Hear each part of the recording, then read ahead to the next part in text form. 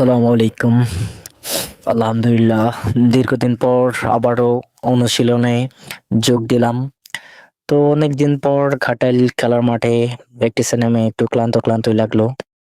তারপরেও একটু প্র্যাকটিস করতেছি। তো আল্লাহর রহমতে এখন মোটামুটি ভালোই হচ্ছে।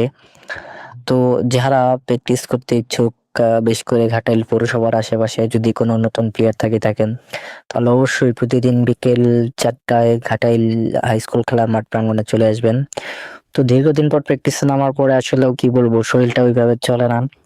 তারপরেও মনে চেষ্টা করতেছি সেই আগের ফিটনেস, আগে যে একটা ফিটনেস ছিল, সেই ফিটনেসে ফিরে আসার জন্য।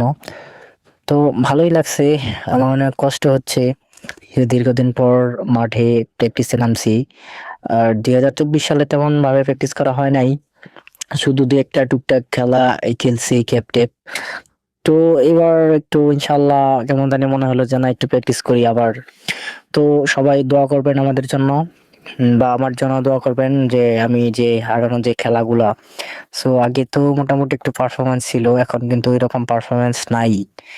তো ইনশাল্লাহ চেষ্টা করতেছি আবার, ইনশাল্লাহ আরো ভালো কিছু করার চেষ্টা করব। সবাই দোয়া করবেন এবং সবাই সবাই যারা খেলা শিখতে ইচ্ছুক চলে আসবেন। ধন্যবাদ সবাইকে।